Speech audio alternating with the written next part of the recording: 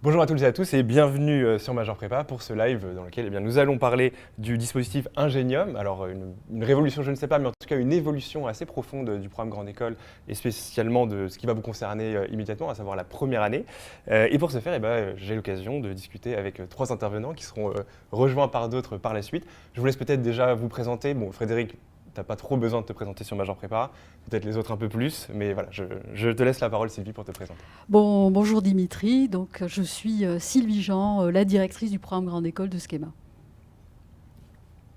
Bonjour Dimitri, je suis Mathilde Guillon, j'ai rejoint Schema en septembre 2025 en tant que professeure de stratégie et directrice du programme Strategic Management et Consulting. Parfait. Bon, et Frédéric, pour la forme, je te laisse te présenter. Voilà, bonjour, moi je m'appelle Frédéric Meunier, j'enseigne à Schema Business School en classe préparatoire aussi au lycée Saint-Louis. Et à Schema, mais on va en parler, je dirige l'école de géopolitique. Voilà. Parfait. Alors oui, effectivement, c'est le sujet de ce live. Le Ingenium, c'est une dénomination tout à fait nouvelle, donc on va pouvoir l'expliciter. Mais elle s'inscrit dans ce continuum qui, pour le coup, n'est pas nouveau, et spécialement à Schema. On va y revenir. Dans les grandes lignes, Sylvie, est-ce que tu peux nous expliquer en quoi consiste ce nouveau dispositif Ingenium ? Alors Ingenium vient du latin intelligence, intelligence vive et talent. Or, cette notion de talent est au cœur du nouveau plan stratégique de Schema, Unveil 2030. Et cette notion de talent, nous souhaitons vraiment la décliner à travers un processus dit de révélation des talents qui s'opère en 4 étapes. Tout d'abord, se définir et le CV projectif que nous proposons aux candidats dans le cadre de leur entretien de personnalité et de motivation représente vraiment la première étape à partir de laquelle nous allons ensuite, dès la rentrée, les engager, notamment sur le plan académique, mais pas seulement. Je pense aussi et surtout à la vie associative, mais jamais au détriment de la partie académique. Troisième étape, la construction de leur parcours, tant sur le plan académique que professionnel. Et enfin, grandir, c'est-à-dire accroître les compétences de nos étudiants afin qu'ils puissent trouver la meilleure place qui soit dans le cadre de leur première expérience professionnelle post-diplomation.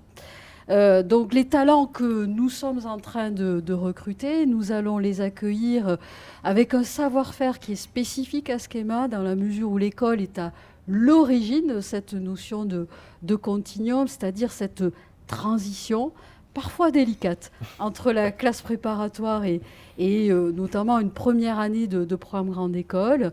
Et pour ce faire, Schema, depuis près de 10 ans, a embauché des professeurs de classe préparatoire dont tu fais partie, cher Frédéric, avec notamment Emmanuel Combe, Philippe Riutor, et nous venons d'embaucher Tania Sanchez qui va s'exprimer dans quelques instants dans le cadre de ce live. Alors, le continuum et son succès, notamment en géopolitique, nous a inspiré Ingenium. Le principe ou l'objectif, c'est vraiment d'adresser aux étudiants cette exigence de stimulation, on va dire, intellectuelle qu'ils ont cultivée en classe préparatoire. Et cette stimulation, elle est au cœur du dispositif Ingenium, avec, bien entendu, j'ai démarré avec l'étymologie latine. Pour nous, Ingenium, c'est aussi un contre-pied d'une certaine façon à l'influence de la technologie et notamment l'intelligence artificielle. Mais selon l'expression de l'essayiste et politologue Asma Mala, c'est un contre-pied à la technopolitique. Peut-être Frédéric, tu rebondiras à ce sujet dans quelques instants. Donc en synthèse, Ingenium, ça rime parfaitement avec Continuum. Et donc, c'est pour nous l'occasion de proposer 2 autres continuums, en plus de celui qui a fait donc, le succès de Schema en géopolitique. Donc, 2 autres continuums. Le deuxième donc, est dédié aux humanités. Donc, nous l'appelons Ad Literam. Et le troisième est dédié aux amoureux des mathématiques, Scientia.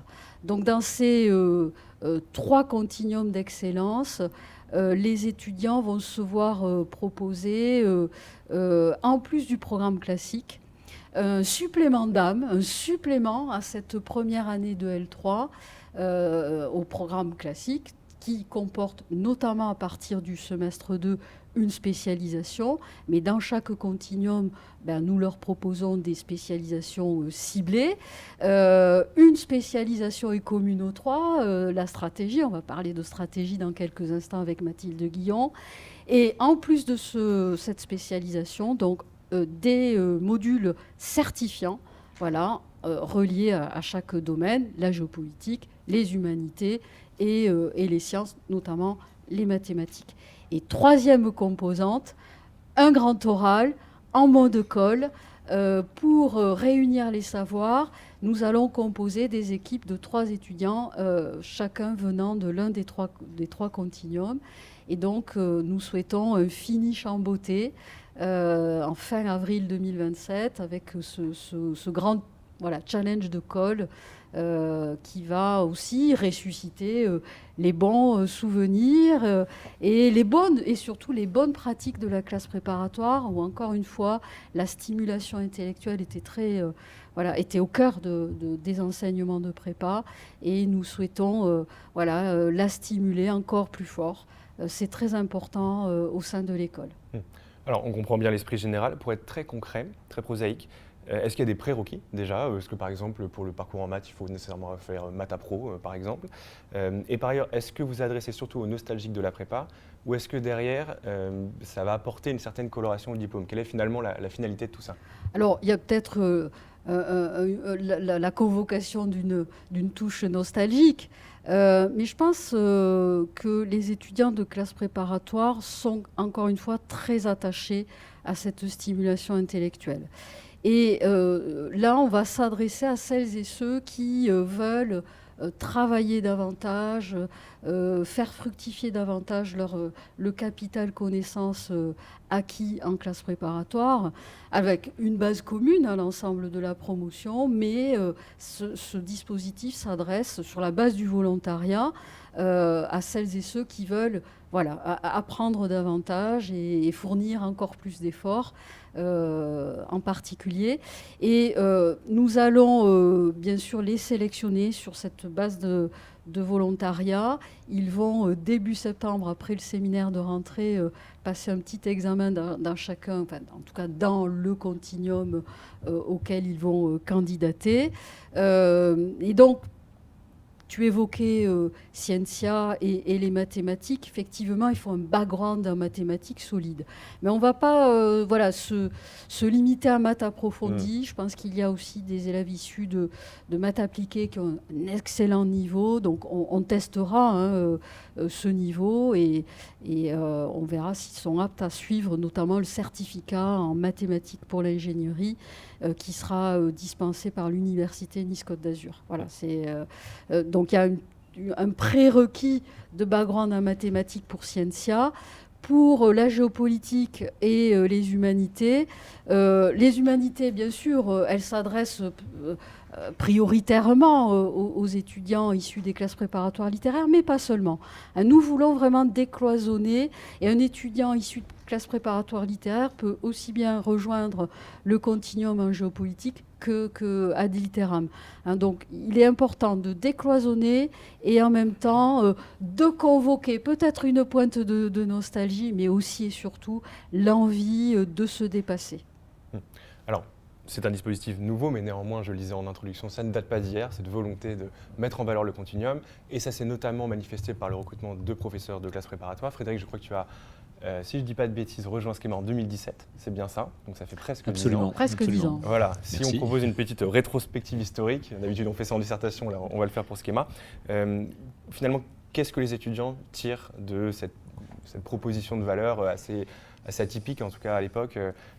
Comment ça a été reçu et dans quelle mesure ça a pu leur permettre aussi de développer des compétences qu'ils n'auraient pas pu acquérir par ailleurs? Oui, mais c'est évidemment un peu le centre de la question. En 2017, il fallait un peu justifier Alors Alice Guillon a eu l'intuition qu'il fallait passer par la géopolitique parce que La directrice de la directrice générale de Schema, parce que c'était une grille de lecture importante.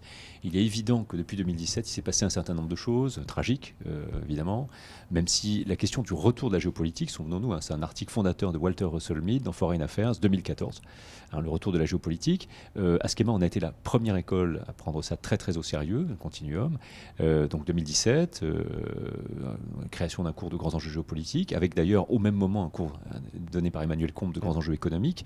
L'idée était au fond de façonner des jeunes, et je réponds cette fois-ci à ta question, c'est ce qu'on appelle le T-shape, la forme T, c'est-à-dire un enracinement très très fort dans les matières de management, bien sûr, c'est 3/4 des cours, et puis en premier semestre de L3, eh bien, 1/4 des cours sur des matières plus transverses, économie, géopolitique, afin de donner des grilles de lecture complémentaires, déjà amorcées en classe préparatoire, mais encore une fois, de répondre aussi à une exigence intellectuelle. Les matières, disons, de management sont des matières très appliquées, et il faut les conjoindre avec des matières qui donnent sens à cette application.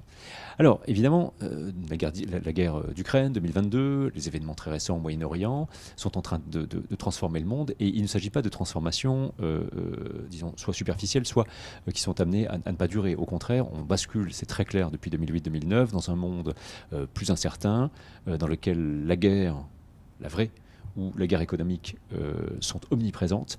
Et il est clair que le moment Trump ne tient pas qu'à Donald Trump, c'est un moment plus général, nous entrons dans un autre monde. Et les grilles de lecture géopolitiques sont fondamentales. Donc 2017, premier grand cours obligatoire, en semestre 1. Et en 2022, eh bien, donc j'ai eu l'honneur de diriger, depuis 2022, de piloter l'école de géopolitique. Et j'aimerais vraiment insister pour les gens qui nous écoutent. Beaucoup d'écoles, aujourd'hui, de grandes écoles, me disent qu'elles mettent de la géopolitique, disons, dans l'assiette des étudiants. Très bien, c'est fine. Maintenant, on est la seule école, je pense, à avoir pris la chose tellement au sérieux qu'on a créé une entité, une école de géopolitique dont le but, eh bien, pour moi, c'est de créer des programmes de géopolitique intégrés dans les programmes. Et ça, c'est tout à fait important. C'est en ça que le continuum n'est pas seulement un cours supplémentaire, mais bien une architecture de cours qui suivent. Et d'une part, et puis encore une fois, le continuum n'est pas la continuation ou la perpétuation de ce qui a été vu en prépa, puisque par exemple, je le sais pour le faire, j'ai un pied sur chaque rive, eh bien en classe préparatoire, on s'arrête en général, et tu le sais, les dissertations, on les arrête à date, à 2025, 2026, alors qu'en école, on parle beaucoup plus du présent en géopolitique et surtout de la prospective. Et je crois que Mathilde en dira un mot. Oui. Dans le monde d'aujourd'hui, d'un point de vue stratégique, on a absolument besoin de penser le futur. Donc connaître le présent pour comprendre le passé et anticiper ce qui vient. Et en ce sens, la démarche géopolitique est très très complémentaire de la stratégie, du scénario planning. Donc elle doit faire partie, je réponds in fine à ta question, elle doit faire partie de l'attirail aujourd'hui d'un jeune étudiant, quoi qu'il fasse, du marketing, de la stratégie, de la finance, de la supply chain, et évidemment. C'est un prérequis en fait, c'est devenu une matière, je crois, partie intégrante de la formation d'un étudiant. Je m'attarde un peu sur la question de l'école de géopolitique, parce que je pense que c'est effectivement assez structurant aujourd'hui dans la manière dont Schema appréhende la géopolitique. Qu'est-ce que ça change concrètement et dans quelle mesure elle a réussi à s'intégrer? On le sait, c'est un petit monde finalement, la géopolitique à l'échelle franco-française. Dans quelle mesure cette école de géopolitique, a essaimé et a réussi finalement à s'intégrer à l'écosystème plus global de la géopolitique? Oui, alors ça, je crois que c'est vraiment la grande différence, le grand facteur de différenciation là-dessus, dans l'offre de Schema aux étudiants qui nous rejoignent par rapport à d'autres écoles. Pourquoi? On peut tout à fait comprendre qu'une école ait une stratégie X, Y, donc elle embauche un prof de géopo qui va donner un séminaire ou un cours ou qui soit embauché à l'année. Ici, je dirige une école, ça veut dire que je ne suis pas le seul. Il y a un certain nombre de professeurs en permanence Schema ou de professeurs extérieurs qui interviennent. L'école de géopolitique repose sur 3 piliers. Un pilier recherche, que je ne vais pas beaucoup détailler ici, mais on travaille très étroitement avec le centre de recherche de Rodolphe Desbordes dans les risques globaux. On a d'ailleurs développé ensemble un indicateur de risque géopolitique. On fait également de l'impact, c'est un petit peu ce qu'on fait aujourd'hui par exemple, où on écrit des articles dans des think tanks, le think tank de Schema Publica. Mais pour les jeunes qui nous écoutent aujourd'hui, évidemment, le cœur de l'école, c'est la formation initiale. En formation initiale, par exemple, il y a une spécialisation géopolitique, Sylvie Jean en a parlé tout à l'heure, qui était à cheval, donc les spécialisations sont à cheval entre le semestre 2 et le semestre 3 à Schema, et là-dedans, je donne un cours de géopolitique, en licence 3 par exemple, 18 heures, très bien. Mais les élèves ont également un cours de géostratégie, qui est donné par Philippe Boulanger, professeur en Sorbonne, qui est d'ailleurs le directeur du Master 2 Sorbonne, qui est donc un master avec lequel Schema a signé. On envoie tous les ans quelques étudiants, après leur Master 1, en Sorbonne. Le professeur de Sorbonne vient lui-même donner des cours. Il s'agit donc d'une interpénétration, enfin presque symbiotique, entre nos institutions, et pas seulement un bout de papier qu'on a signé. Il y a également des heures de cours données par Laurent Ferrara, ancien responsable des études économiques de la Banque de France, qui vient donner un cours de macroéconomie dans le TRAC. On a des intervenants qui viennent dans cette spécialisation géopolitique, qui viennent de l'IHEDN, de l'IHEMI, l'Institut des hautes études du ministère de l'Intérieur, former les jeunes par exemple à l'intelligence économique. On a des intervenants, et on aura l'an prochain une intervenante qui va nous rejoindre en géoéconomie, qui donnera un cours de géopolitique de l'Europe. Donc je ne suis pas monsieur géopolitique. Il faut bien comprendre que la géopolitique à Schema ne tient pas sur un professeur, même s'il est mis en avant dans ma chambre prépa, mais c'est un pool de professeurs.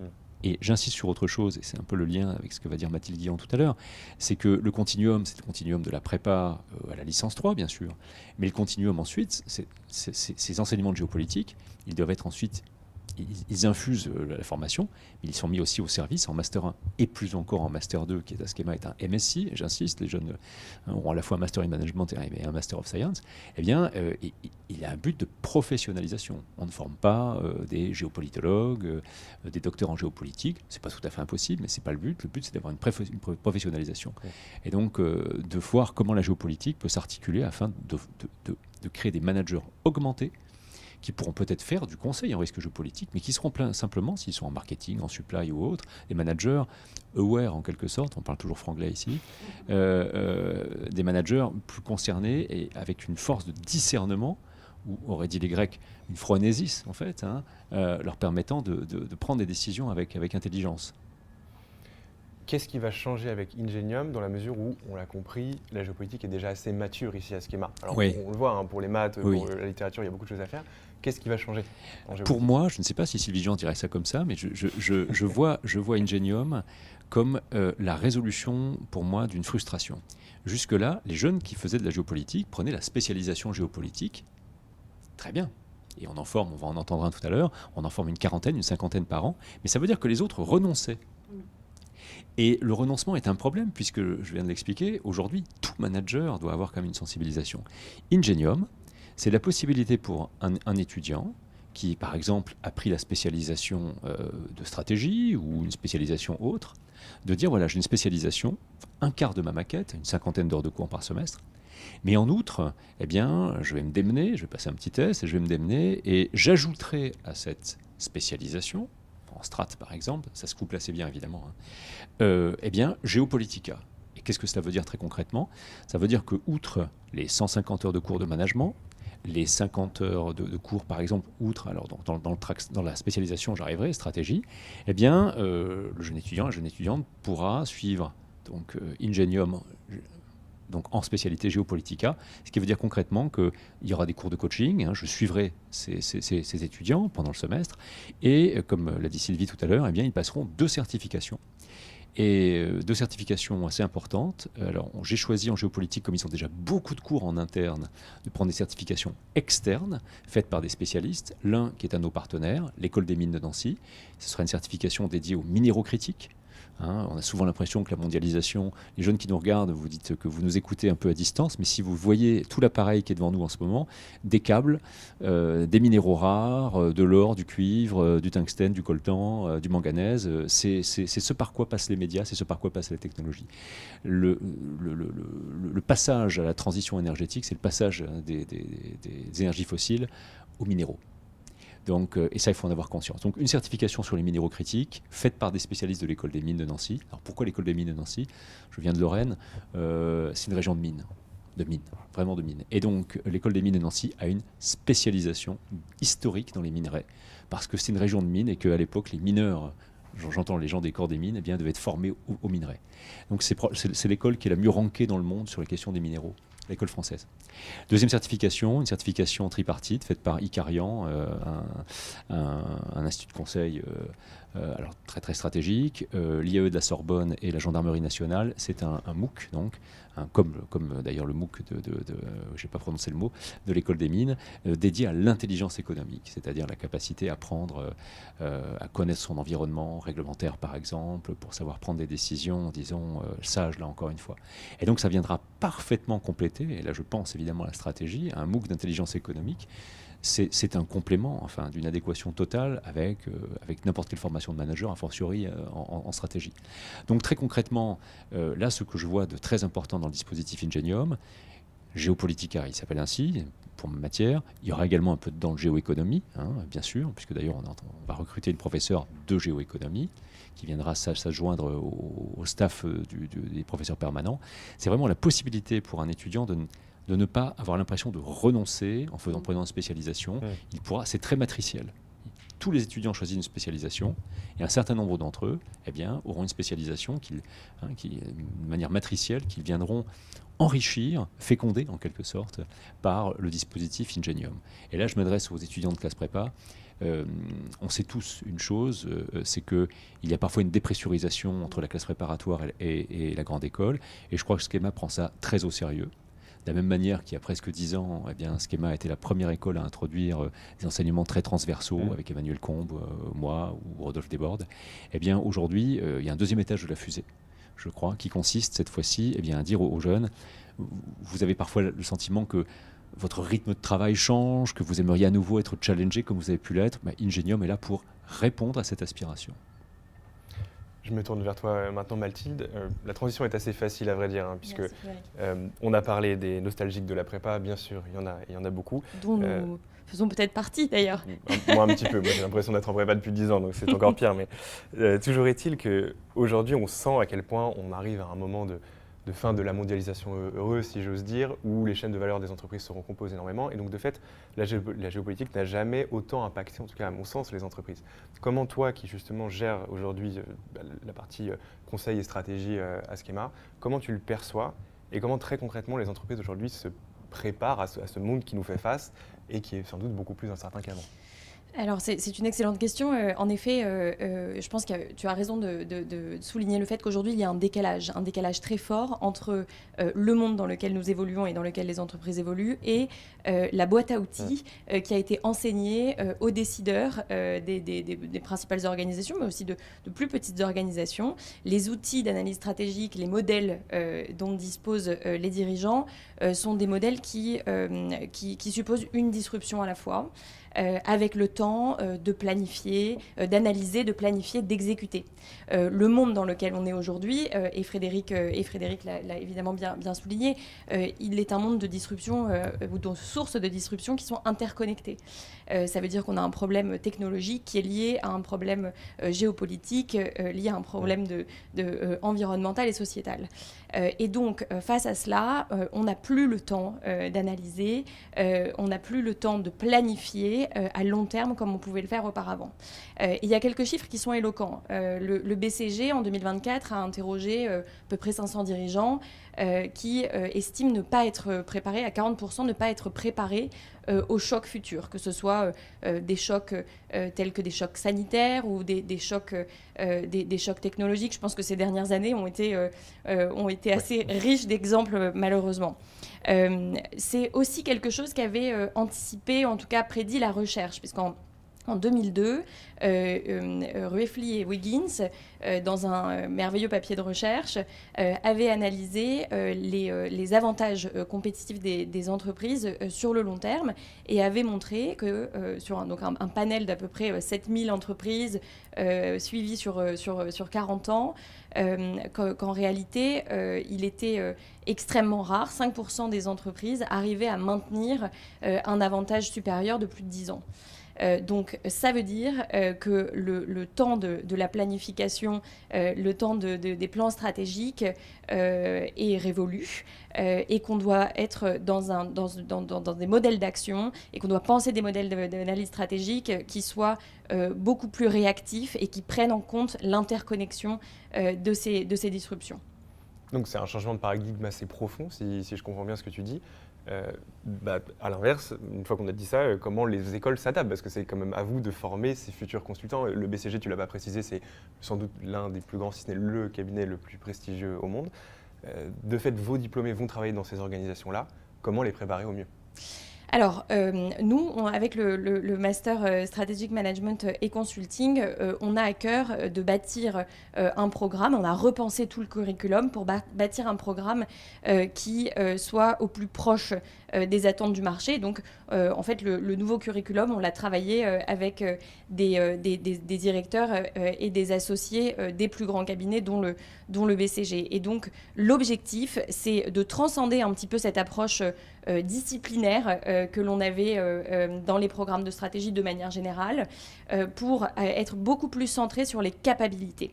Et j'insiste beaucoup sur le terme capacité, je n'utilise pas capacité, puisque on veut donner aux étudiants les forces de pouvoir construire continuellement sur ce qu'ils apprennent. En fait, on ne veut pas enseigner uniquement du knowledge, mais au contraire des clés qui leur permettront d'évoluer au long cours, en salle de classe bien entendu, et aussi dans leurs expériences. Donc ça, c'est un premier aspect qui est important.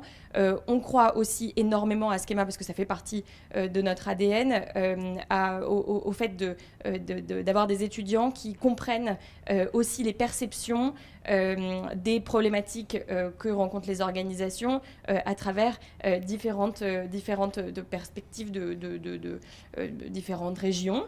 Et donc, on a souhaité mettre nos étudiants du Strategic Management et Consulting dans une position où ils pouvaient apprendre dans les meilleurs écosystèmes. Donc, on a signé il y a quelques semaines un super partenariat où on peut envoyer, en fait, on va envoyer l'ensemble de notre cohorte, et ça c'est assez inédit, donc une trentaine d'étudiants à Harvard en Summer School dès l'année prochaine, où ils pourront apprendre auprès de professeurs permanents d'Harvard, d'adjunct faculty, donc des professeurs vacataires, et puis aussi de dirigeants qui évoluent dans cet écosystème si enrichissant de Cambridge.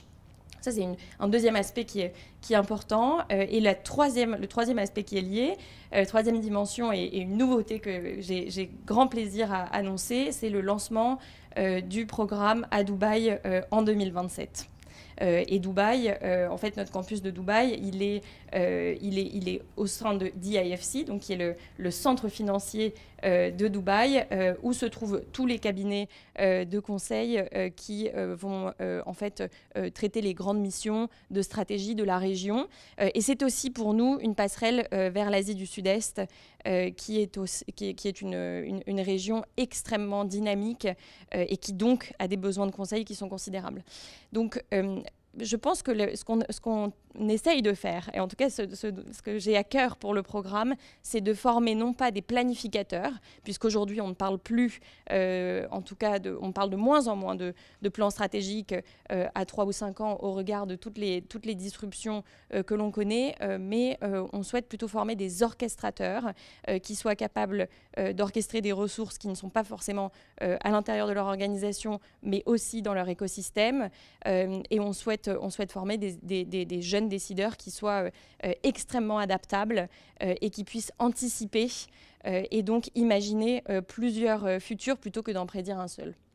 Oui, je reviens sur ce que tu as dit. Vous avez toujours eu à Schema, en tout cas depuis la création de 2009, il me semble, de l'école, un modèle un peu dual où à la fois vous tissez beaucoup de partenariats, de l'autre vous avez vos campus en propre, en France, mais aussi à l'étranger. Le dernier en date, c'est effectivement Dubaï. Quel intérêt tu y vois, toi, justement, parce que en fait, tu utilises les deux modalités. D'un côté, vous allez voir Harvard pour former les étudiants du MSI. De l'autre, vous leur ouvrez les portes de Dubaï avec le hub que vous possédez en propre. Voilà, comment tu vois un peu cette dualité pour ton programme ? Eh bien, de la même manière que l'on souhaite former des décideurs qui soient des orchestrateurs, notre rôle, c'est aussi de leur permettre d'ouvrir au maximum les possibilités. Donc, Harvard est naturellement un acteur qui est pionnier dans l'analyse stratégique et où la stratégie est pensée et qui agrège évidemment des chefs d'entreprise, des dirigeants de très grandes entreprises, mais aussi des fondateurs d'entreprises qui seront peut-être être demain des licornes importantes ou les grandes entreprises des prochaines décennies. Donc pour nous, c'est important de donner aux étudiants toutes les chances possibles. On a la chance, en effet, d'avoir des campus et d'être extrêmement bien intégrés dans les régions dans lesquelles nous sommes présents. Et d'ailleurs, je me permets d'ajouter qu'on a à Paris un Strategy Club qui fait partie de notre programme et qui reçoit toutes les semaines en fait des experts de la stratégie, alors des membres de COMEX de CAC 40 et aussi des consultants en stratégie, des partenaires et des directeurs. On les fait intervenir sur des thématiques spécifiques, donc on va avoir une session Strategy and Defense à l'automne.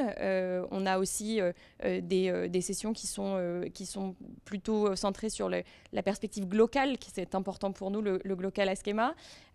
Donc d'avoir une perspective à la fois locale et en même temps très mondialisée sur les questions de stratégie. Donc ce Strategy Club, il est présent à Paris, il sera présent à Dubaï, parce que grâce à nos campus, on a évidemment des réseaux de partenaires extrêmement dynamiques et en même temps, on souhaite, comme je l'ai dit, donner toutes les chances à nos étudiants et donc leur permettre d'évoluer dans plusieurs environnements simultanément. Merci beaucoup à tous les deux pour vos réponses. Alors on va rester avec Sylvie et je vais demander à Olivier et Tania de nous rejoindre pour compléter aussi ce qu'on a pu dire sur Ingenium. Alors dans cette transition, pour la faire de la manière la plus smooth possible, je te propose de parler de l'actualité aussi de l'école. Là on sort un peu d'Ingenium, mais quand même ça a le mérite d'être signalé. Votre master en finance vient d'être intronisé deuxième master mondial par le Financial Times, qui est le classement de référence, on peut le dire, en la matière. À part de la fierté, qu'est-ce que ça vous inspire ? Ça nous inspire, bien sûr. Alors, je précise, cher Dimitri, Frédéric était à côté de moi, j'ai une transition de prénom délicate. Non, je tiens à préciser que c'est pour la deuxième année consécutive que ce master en finance de marché est deuxième mondial. Et la première place est occupée par le SCP. Donc les écoles françaises, et c'est une grande tradition, ont pour habitude de se distinguer sur la scène internationale par la finance. On vient de parler de stratégie, mais le sujet finance demeure le sujet à partir duquel elle se positionne au plan mondial, parmi les meilleures institutions. On vient de parler de Harvard, et bien d'autres. Donc, bien sûr, il y a de la fierté, mais il y a aussi une ambition renouvelée dans la mesure où, dans le cadre d'Ingenium et du Continuum Scientia, ce background en mathématiques que l'on souhaite booster avec le module certifiant en mathématiques pour l'ingénierie, évidemment, c'est la traduction concrète de cette ambition qui ne doit pas faiblir, bien au contraire. C'est pour nous l'opportunité de montrer des voies possibles dans le cadre de ce sujet, mais sans oublier les autres voies. C'est important pour nous de positionner Schema sur la scène mondiale, puisque ça fait partie du modèle de développement de l'école, on pourrait dire de son ADN, mais sans négliger, mais surtout en favorisant, j'ai évoqué la stimulation intellectuelle, mais aussi l'épanouissement de nos étudiants, quel que soit le sujet, ou en tout cas le métier vers lequel ils vont se destiner. Alors oui, tu as bien fait de le préciser, c'est la deuxième année que vous êtes classé deuxième, donc c'est pas une fulgurance, c'est quelque chose d'assez bien ancré désormais. Ce n'est pas le fruit du hasard. Voilà, c'est ça, c'est ce que je n'osais pas dire. Comment on l'analyse ? C'est toujours un peu illisible ces classements pour les étudiants, surtout les étudiants de prépa qui ne jurent que par le sacro-saint SIGEM. Donc là, vous êtes mieux classé que votre classement au SIGEM sur ce classement du FT, qui fait pourtant référence au niveau mondial. Comment on l'explique très concrètement ? Je pense que d'autres écoles ont poursuivi cet objectif de briller en finance, et elles ont montré que cet objectif permet, entre autres choses, de faire bouger les classements franco-français des médias français. Donc c'est une arme assez redoutable. Schema s'inscrit dans cette dynamique, mais je pense que la fulgurance de Schema dans les classements est aussi et surtout lié à son déploiement à l'international. D'ailleurs, si on reprend l'analyse finement du FT sur notre master en finance, le premier critère qui nous a permis cette deuxième place, c'est ce réseau international, ces installations à l'international, cette approche multicampus. Donc c'est bien un élément distinctif qui vient servir une stratégie qui a été adoptée par d'autres écoles. Et je pense que Schema n'est pas une suiveuse. Elle a initié le mouvement du multicampus à l'international. Et un sujet comme la finance de marché, c'est pour Schema et d'autres écoles, j'ai évoqué la première place de l'ESCP, c'est presque 2 décennies de construction acharnée, d'un réseau de diplômés très actifs. Et donc c'est le cas pour le FMI qui est vraiment au cœur de notre stratégie. Et n'oublions pas que les étudiants du PGE représentent la grosse majorité des étudiants qui composent ces Masters of Science, que ce soit en finance ou dans d'autres disciplines. Effectivement, c'est important de le rappeler. Olivier, Tania, bonjour, merci de nous avoir rejoints. Je vous laisse déjà peut-être vous présenter, j'ai d'autres questions à vous poser évidemment après, mais faisons les présentations pour commencer. Oui, bonjour Dimitri, je suis Olivier Simonetti, étudiant M1 à Schema Business School et actuellement en année de césure. Bonjour, je suis Tania Sanchez, professeure agrégée de philosophie et je rejoins Schema cette année pour développer le continuum ad litteram. Parfait. Alors donc on va parler de littérature avec toi, on va parler de géopo à nouveau aussi. Est-ce que tu peux nous parler de ton parcours depuis la classe préparatoire? Et je suppose que tu étais admis dans plusieurs écoles. Pourquoi tu as choisi spécifiquement Schema? Alors oui, pour faire, on va dire, un bref historique, j'étais admissible à l'EM Lyon et à Schema également. J'étais admis après les oraux dans ces 2 écoles, mais j'ai fait le choix de rejoindre Schema sur le campus de Paris. Et je dirais que l'élément différenciant, pour moi, a été la spécialisation en géopolitique qui était présente sur ce campus. Et ce que j'appréciais notamment, c'était de savoir que c'était un professeur de prépa, Frédéric Munier, qui s'en occupait, puisque j'avais peur, on va dire, qu'il y ait des redites avec le programme de 2 ans. Or là, je savais que M. Munier sait ce que l'on a déjà fait en prépa, et que par conséquent, on pourrait faire quelque chose de nouveau et peut-être plus en phase avec ce qu'attendent les entreprises. Donc j'ai fait le premier semestre généraliste, où il y avait différentes matières, l'économie avec M. Combe, la géopolitique, marketing, finance. Et à partir du second semestre, j'ai rejoint le track de géopolitique que j'ai poursuivi au 3e semestre et je suis maintenant en année de césure. Oui, c'est ça. Donc, alors je précise, on est sur le campus Grand Paris. Je ne l'ai pas précisé au début de la vidéo. Effectivement. Voilà, on est sur le campus Grand Paris. Certains auront reconnu peut-être le rooftop. Et donc, du coup, tu te disais, OK, il n'y aura pas de redondance. Dans les faits, c'est quoi ton retour d'expérience? Très positif. Ce que j'appréciais, c'est qu'il y avait différentes matières, mais pas non plus, on va dire, trop, ce qui fait qu'on ne s'éparpillait pas dans le track de géopolitique. Il y avait des cours avec M. Munier, également de la géostratégie avec Philippe Boulanger, et notamment, personnellement, à terme, je souhaiterais rejoindre en dernière année le double diplôme entre Schema et la Sorbonne, dont M. Boulanger est le directeur de master. Donc on va dire que c'était un petit peu la préchauffe, oui. On peut le voir en direct, lui poser des questions. Et ce que j'ai également apprécié, c'était qu'il y avait quelques heures d'économie. Donc pour moi qui a fait géopolitique en prépa, justement avoir ce bagage en macro avec Laurent Ferrara qui nous demandait notamment à la fin du semestre de rédiger une note économique pour un décideur, je trouvais que c'était extrêmement complet. Ça c'était pour le premier semestre. Et ensuite, au 2e semestre de géopolitique, donc le S3 pour moi, ce que j'ai beaucoup aimé, c'était la venue de cadres et de chefs d'entreprise qui avaient notamment travaillé en Asie, donc pour la BNP, Airbus Hélicoptère. Et ce que j'appréciais beaucoup, c'était ce retour d'expérience du terrain de chefs d'entreprise qui y avaient vécu durant 15-20 ans, qui parlaient parfois la langue des pays en question. Donc je trouvais, oui, que c'était très complet. Et à savoir que, comme l'a dit M. Munier, ce track représente 25% des heures de cours. Puisque ce qu'on nous demande justement, c'est d'avoir des bases en management, en marketing, mais on nous octroie ce bagage supplémentaire en géopolitique qui nous permet de faire des stages différenciants, puisqu'il ne faut pas oublier que certes à Schema il y a la géopolitique, mais également les voies royales que peuvent être la finance et le conseil. Donc c'est cette multiplicité que j'apprécie beaucoup.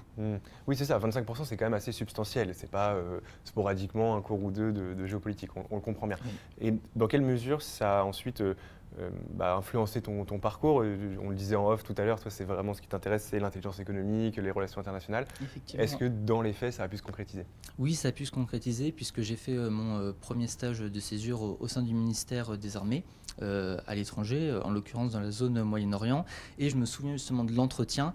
Il y avait énormément de questions géopolitiques sur le Golfe. Et le fait d'avoir déjà eu un premier bagage en prépa et ensuite un bagage en géopolitique à Schema, ça a permis de me différencier et d'être sélectionné, alors qu'on était, on me l'a dit, après à peu près 80 candidats, dont beaucoup d'étudiants en relations internationales, et on pourrait se dire, sélectionner quelqu'un qui vient d'une école de commerce pour un stage d'analyste géopolitique au Moyen-Orient, cela peut paraître incongru. Pour un seul poste, donc 80... Oui, pour un seul poste. Donc ça a permis de faire la différence et ensuite de transformer l'essai lors d'un second stage de césure que je ferai également au ministère des Armées, mais cette fois-ci en France. Est-ce que tu as un conseil à donner pour quelqu'un qui se reconnaît dans ton parcours? On le sait, hein, c'est un peu la difficulté aussi à Schema, c'est les avantages de ses défauts en quelque sorte. Oui. Il y a beaucoup de possibilités, beaucoup de parcours. Comment on s'y retrouve et comment on choisit parmi tout ça? Le plus important, faire quelque chose qui nous plaît. Puisque lorsque j'étais arrivé à Schema et que je choisissais mon track, j'hésitais entre peut-être... Je savais que je voulais faire de la géopolitique, mais j'avais eu quand même quelques doutes, quelques appréhensions. Est-ce que ça me permettra véritablement de me démarquer? Puisque des recruteurs pourraient préférer quelqu'un qui vient d'un institut de sciences politiques par rapport à moi qui vient d'une école de commerce. Mais je me suis dit que si je parviens à trouver ma niche, à creuser, à beaucoup bosser dans ce domaine, ça me permettra in fine de faire la différence. Puisque lorsque le recruteur est en face de toi, te pose des questions, qui voit que tu as les mêmes réponses et que tu es parfois capable d'aller plus loin que les autres, ça ce sera l'élément différenciant. Donc je dirais, il y a tout d'abord ça. Ensuite, ne pas oublier qu'il n'y a pas que de la géopolitique dans ce parcours. On ne cherche pas le successeur d'Yves Lacoste parmi les étudiants peut-être, mais oui, ça veut dire ne pas négliger les autres matières. Certes, il y en a certaines qui peuvent plus nous plaire que les autres, mais néanmoins, ce que je voulais faire, c'était avoir les meilleures notes possibles pour ensuite pouvoir choisir l'échange qui me ferait rêver et ensuite choisir le master qui me plairait le plus. Donc le deuxième conseil, ne pas délaisser, on va dire, les autres matières. Et enfin, troisième, être capable de se projeter, on va dire, sur plusieurs années, en disant certes, vu que notamment en intelligence économique, j'avais parlé avec une recruteuse lors d'un salon, elle me disait, il y a 3 ans, je ne recrutais personne là-dessus, en intelligence économique. Il y avait un senior et ensuite personne d'autre. Là, maintenant, 3 ans après, on a 2 stagiaires et un apprenti. Et l'année prochaine, il va y avoir un deuxième poste d'apprenti d'alternant qui va s'ouvrir.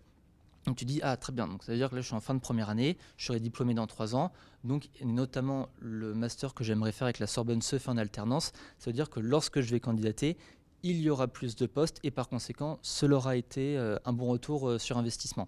Et je me souviens de quelque chose que nous avait dit Katrina Panchou, qui est la responsable des M2 et des MSI à Schema à la rentrée. Vous devez construire votre parcours à partir de la fin. Donc pas d'abord se dire premier semestre puis deuxième semestre, c'est qu'est-ce que je veux faire en dernière année, si j'en ai une idée, et ensuite à partir de là, construire le parcours étape par étape qui me permettra d'y accéder.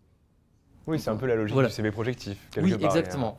Ça, la boucle est bouclée de ce point de vue-là. Et Très pour dire un dernier mot sur le CV projectif, moi personnellement, celui que j'avais présenté aux oraux n'a rien à voir avec ce que j'ai fait aujourd'hui, mais c'est justement l'objectif d'arriver en école, de découvrir des parcours insoupçonnés pour ensuite tracer sa propre voie.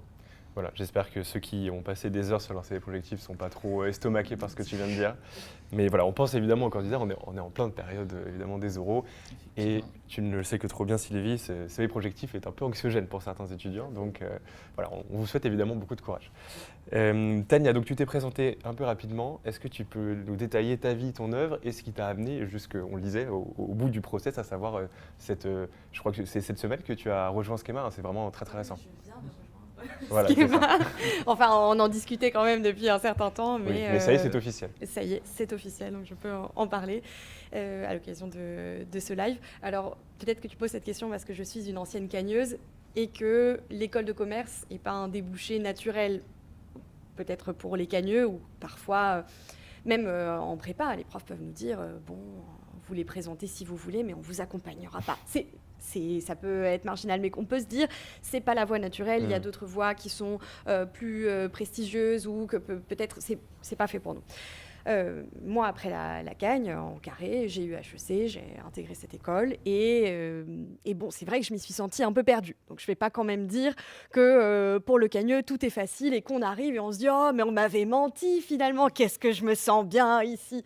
Il y a des choses qui peuvent être un peu troublantes et notamment dans mon cas, ce qui m'a un peu déçue, c'est que ce que j'avais beaucoup aimé en prépa et pas seulement du point de vue des matières, mais de l'état d'esprit, la curiosité, l'envie de faire des choses parfois pas seulement pour le concours. Et c'est très vrai en Hippocagne, c'est un peu moins vrai en Cagne parce que là, on est en deuxième année, on est plus centré sur le concours.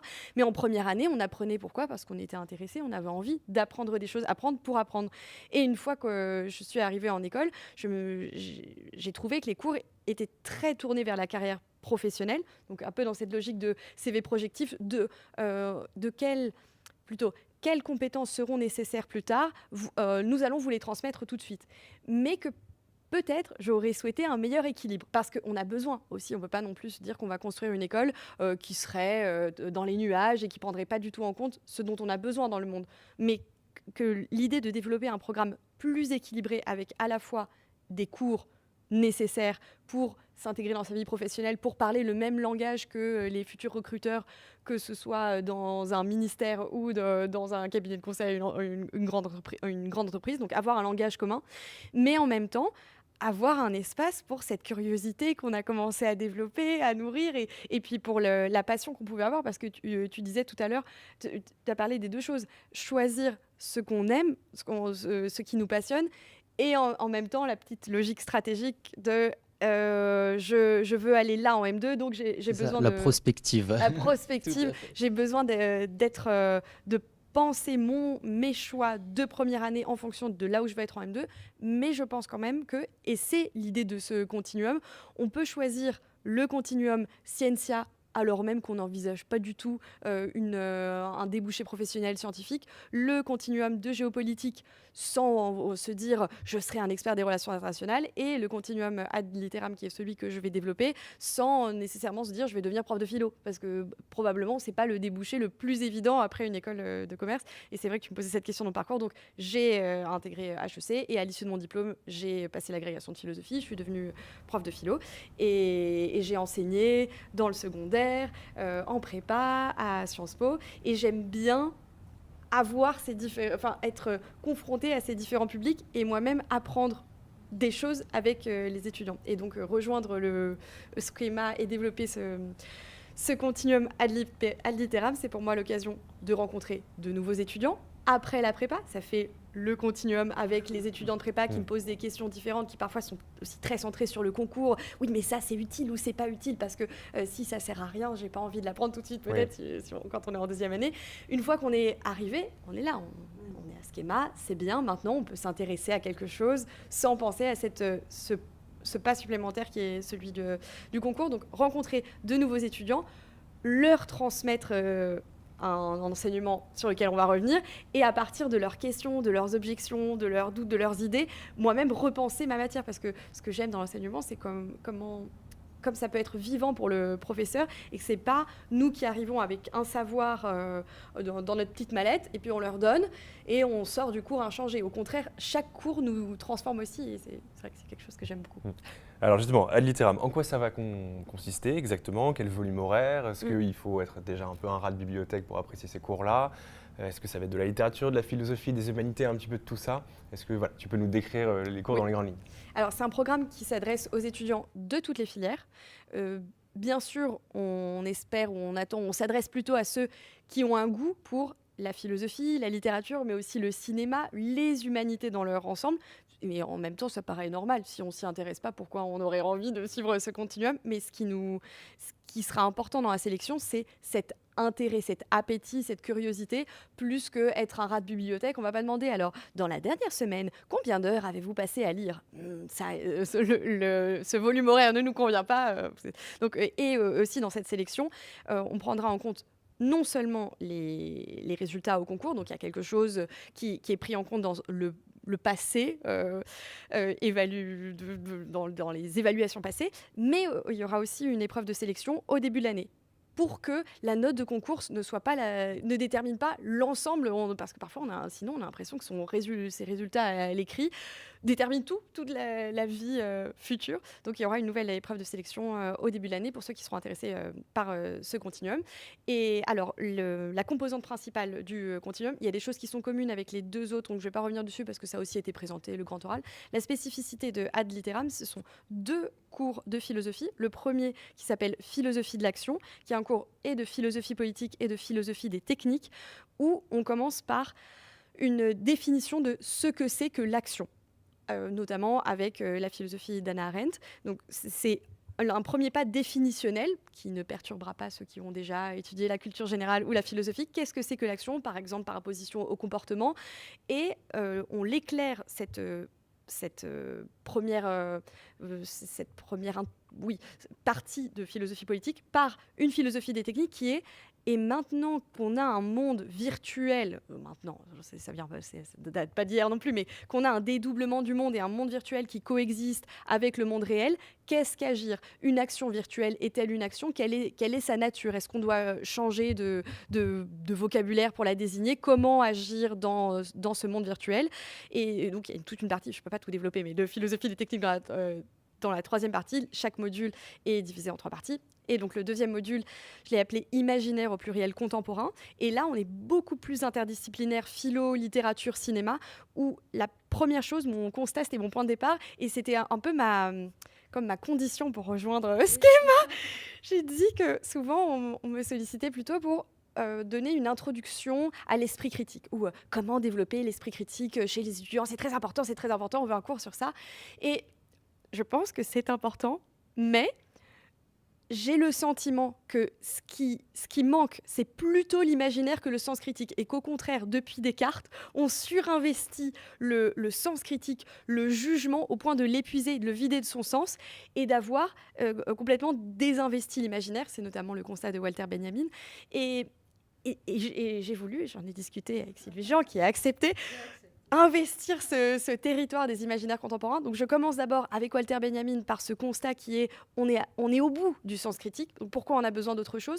Ensuite, un tour d'horizon des imaginaires contemporains dans la littérature, dans le cinéma, qu'est-ce qu'on représente, quel type d'histoire on raconte, pourquoi, est-ce qu'il y a des traits communs qu'on trouve. Là, ce cours que moi j'anime, il est aussi un moment de réflexion pour les étudiants qui ont leurs propres références et qui peut-être se diront « c'est vrai, j'ai vu ce film la semaine dernière et j'y retrouve telle composante de l'imaginaire contemporain ». Et dernier moment de ce cours sur les imaginaires contemporains, un moment plus phénoménologique, donc où je vais inviter les étudiants à faire des expériences par eux-mêmes de réveil de l'imaginaire. Comment je le réveille, cet imaginaire ou cet appétit de fiction? Parce que les 2 précédents occupants de ce canapé en parlaient.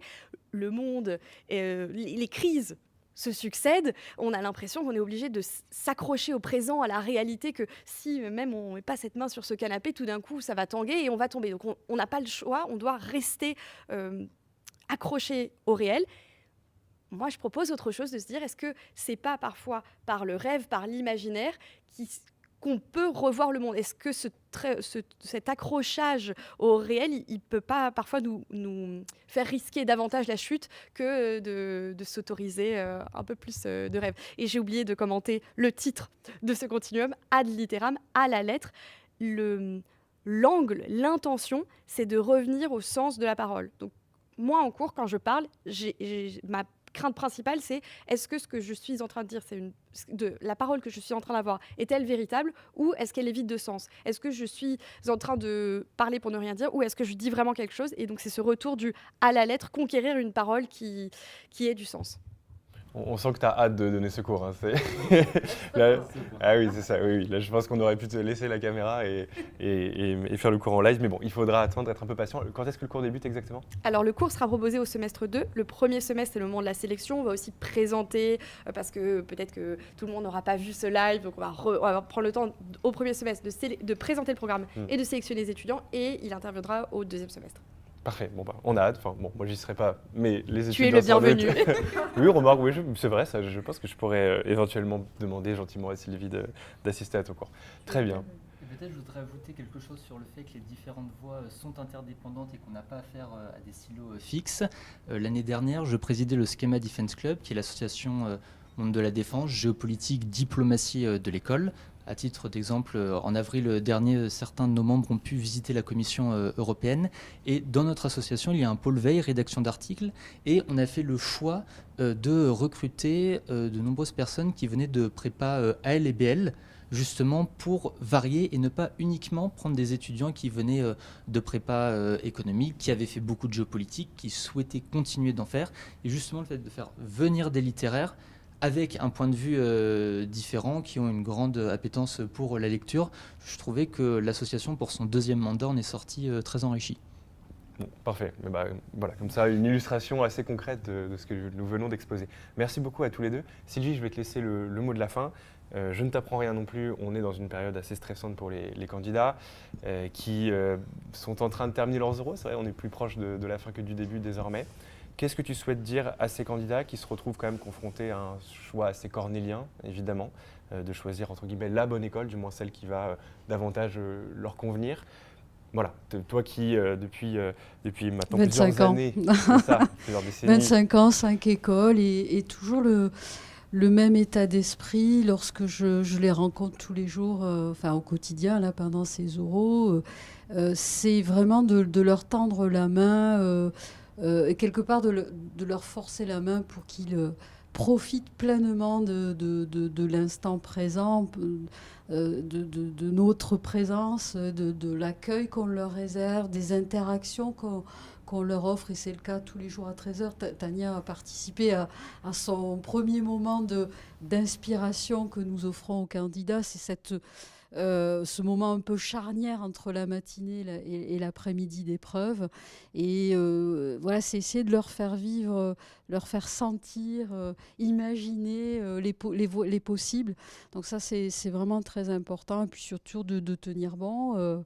Parce que ce sont quand même des journées assez éprouvantes, à la fois de grande solitude, mais en même temps la possibilité de faire des rencontres, à la fois avec nos professeurs, mais aussi avec les étudiants de l'école. Donc de tenir bon, et puis surtout de faire en sorte que rien n'est joué, que tous les petits détails comptent, et de ne rien lâcher, et de se laisser porter aussi par ce processus de révélation dont on parlait en introduction de ce live, parce que voilà, se définir, le CV projectif permet une première définition. Et bien entendu, moi je suis une directrice du programme Grande École heureuse dès lors que je vois mes étudiants changer d'idées, de voix, de plans, d'inspiration. Là je suis comblée, et j'essaye de leur transmettre cette énergie, voilà, de la révélation à soi-même. Tu évoquais, Tania, tes bifurcations multiples. Et c'est important de bifurquer, d'essayer, de se tromper, de rebondir. Et puis voilà, d'ouvrir, de s'ouvrir à ces possibilités que le monde aujourd'hui nous offre aussi, hein. Il est anxiogène, mais il est aussi très riche de possibilités. Et j'ai été convaincue par Tania, notamment dans cette exigence qu'elle nous offre, hein, d'ouvrir à l'irréel, à la poésie, à la curiosité, hein, au-delà de ce que le monde aussi exige d'esprit critique. C'est important, mais pas seulement, hein. Et je pense que d'une école à l'autre, il y a une évaluation, des représentations qui évoluent, il y a des classements. Mais ce qui est très important, c'est de sentir au plus profond de soi-même ce qui pourrait tracer des possibles, mais au pluriel, hein. C'est très important. Merci beaucoup à tous les trois, et même à tous les cinq, hein, Frédéric et Mathilde qui étaient là précédemment. Voilà, j'espère que les étudiants ont pu trouver réponse à toutes leurs questions. Merci à vous donc d'avoir regardé ce live. Bien sûr, si vous avez des questions, on n'a pas pu être tout à fait exhaustif, n'hésitez pas à les poser en commentaire, on y répondra avec plaisir. Moi, je vous dis à très bientôt sur Major Prépa, et force à vous pour la fin des oraux.